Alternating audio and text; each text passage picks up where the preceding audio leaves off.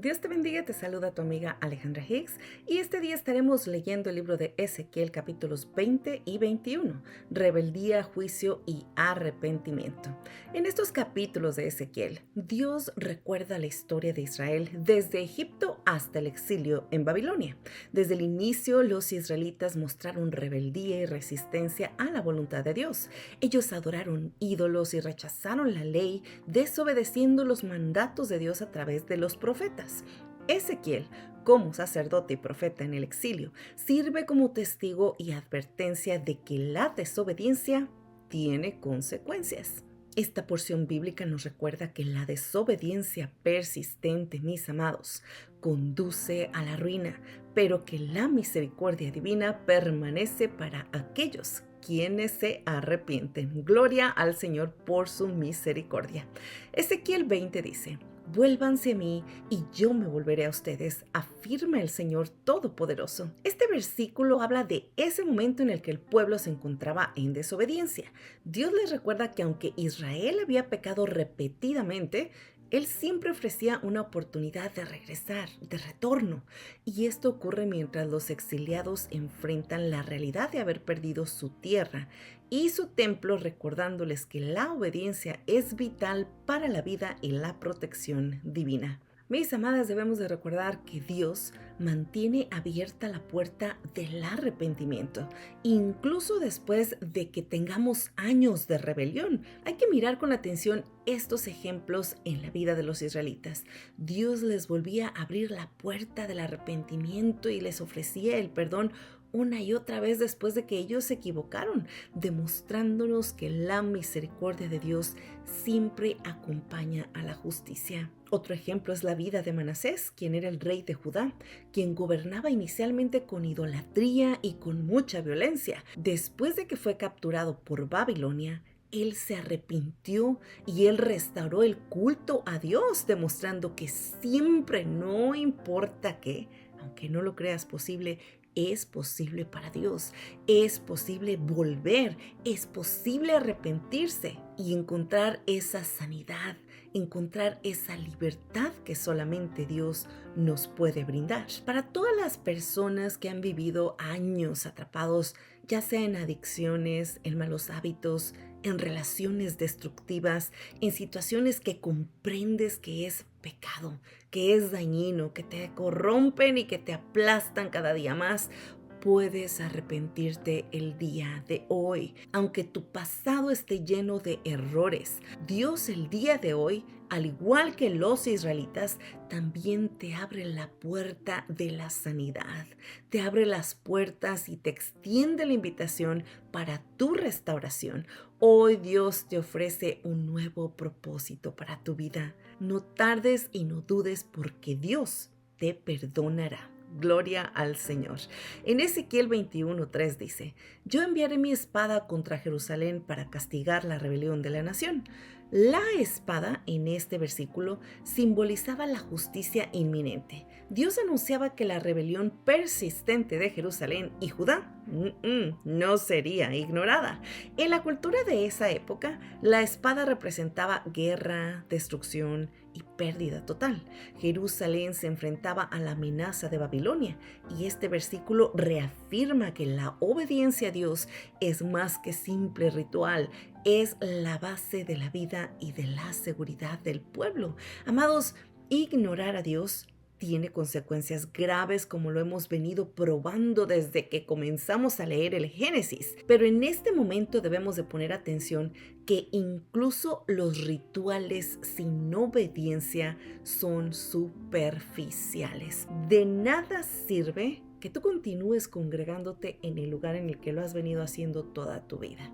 Si tienes una vida doble, si vas a ese lugar y haces lo que los demás hacen, pero en tu vida continúas viviendo en pecado, continúas viviendo en desobediencia, eso, mis amadas, se convierte en un ritual, en una práctica vacía que Dios odia, porque no hay que olvidar que Él sabe lo que hay en nuestro corazón.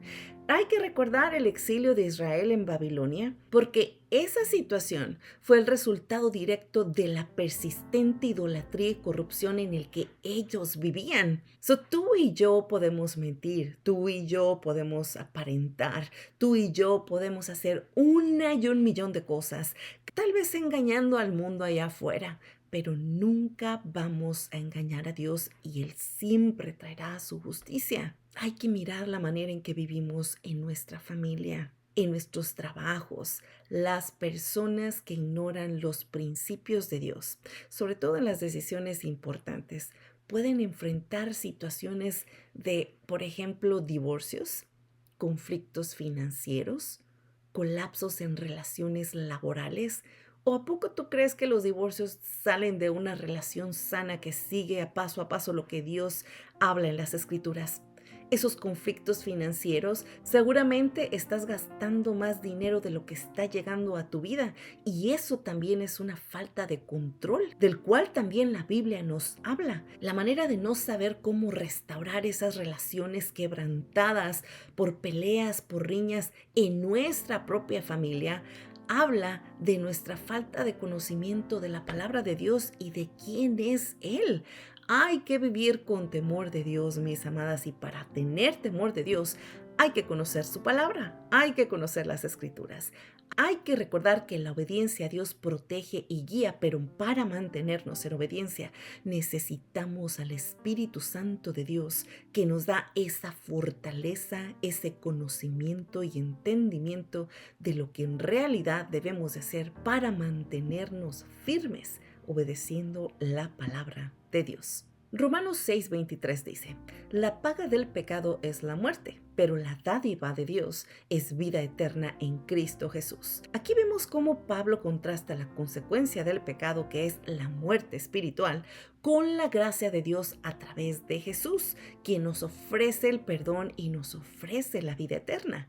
En el exilio, Israel estaba experimentando esa muerte por la separación de su tierra y de su Dios.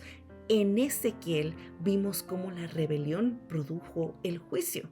Y en Romanos, Pablo nos recuerda que la esperanza verdadera y eterna está solamente en Jesucristo. Mis amadas, vivir alejadas de Dios va a producir un vacío terrible en nuestras vidas. Vamos a empezar a querer experimentar todas las cosas, a querer probar aquí, a querer probar allá y a hacer cosas que están totalmente lejos de Dios por ese deseo y esa necesidad espiritual que tenemos, que no podemos satisfacer con nada. Vivir alejados de Dios produce destrucción en nuestras vidas. Hay que volvernos a Él, porque cuando regresamos a Él, regresamos a la vida, comprendemos nuestro propósito y obtenemos esa reconciliación tan necesaria para comenzar ese proceso de santificación que todos necesitamos. El día de hoy te pregunto, ¿qué hábitos o actitudes te están alejando de Dios el día de hoy? ¿Qué pasos puedes tomar para restaurar tu relación con Dios? ¿Cómo puedes ayudar a otros a volver a Dios con amor y paciencia? Vamos a orar. Gracias, Padre amado, por este mensaje hermoso, por este recordatorio, Padre, de que siempre abres puertas nuevas y nos ofreces la oportunidad de perdón que tanto necesitamos. Señor, en este momento reconocemos nuestros errores. Reconocemos nuestra rebeldía y desobediencia. Padre, te pedimos que nos ayudes a volver a ti con sinceridad, para obedecer tu guía, para poder confiar en tu misericordia. Ayúdanos, Señor, y transforma nuestras vidas. Permite que nuestras decisiones reflejen tu voluntad y que seamos transformados de acuerdo a tu plan original, para que tu luz perpetua se refleje en nuestras vidas. Oramos en el nombre poderoso de Jesucristo. Amén y amén. Recuerden, amados, que cada día es una nueva oportunidad para confiar en la dirección de Dios y para descansar en su presencia, avanzando con la certeza de que Él está con nosotros, guiándonos hacia su propósito eterno. Que Dios te bendiga. Se despide tu amiga Alejandra Higgs. Hasta la próxima.